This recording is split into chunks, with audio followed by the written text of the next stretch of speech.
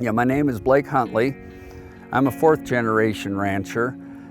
So it's been in our family for quite some time.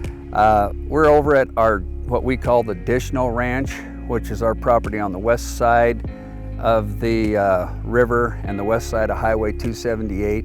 Most of our property actually sits over on the east side, but this is the property where we can actually contribute and aid in the recovery of the Arctic grayling. So this is the highest priority property in regards to grayling recovery because it has to do with our irrigation rights in the Big Hole River and the water and keeping the water in the stream for the fish and things of this nature.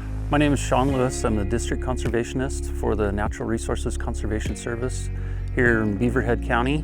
NRCS, Natural Resources Conservation Service, is the primary government agency that works with private landowners on conservation resource concerns. The Big Hole River is the primary water source in the Big Hole Valley, southwest Montana. It's one of the very headwaters of the Missouri. It starts at the Continental Divide to the south and runs north for 50 to 60 miles and then turns and heads back east for a little ways before turning and flowing back south. So it's one of the few rivers in the country that goes north and south.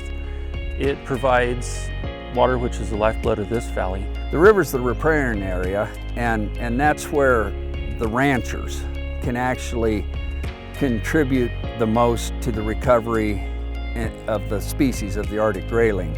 Arctic grayling is a salmonid fish species. It's a very beautiful fish. Larger ones are up to 20 inches, kind of a silver blue color on the body, and they have a large dorsal fin with spots on it.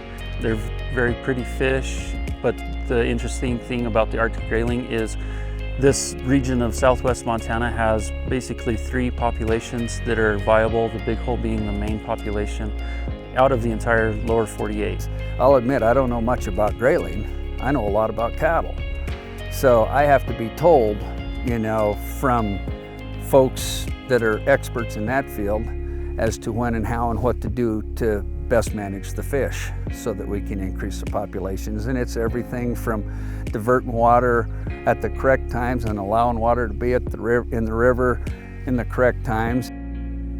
What we're looking at right now is pin and plank diversion with a head gate to divert water into a side ditch.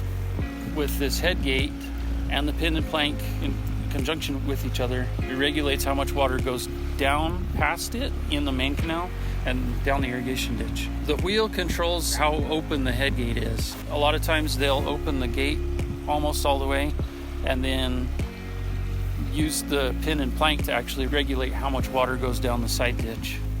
We were diverting water down ditches for stock water late in the season, in late July, August, and September. And when you have 7-8 miles of a ditch diversion, with the conveyance loss, you were having to divert a lot of water to get it 7 miles downstream. And so the stock watering system now allowed you to shut the water off and use a well.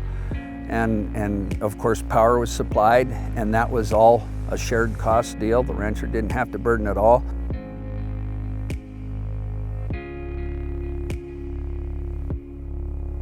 What we've got here is a riparian fence. This fence was placed here to keep the cattle from grazing on the riparian corridor during the time of the year when we didn't want them to be grazing in the riparian zone. We like to try to graze in the fall and into the winter on the riparian area because it causes less damage. The banks are a little more stable then, less damage to the vegetation. An enhanced riparian is good for everybody, and I think people outside are starting to realize that, and that's why this has been a success.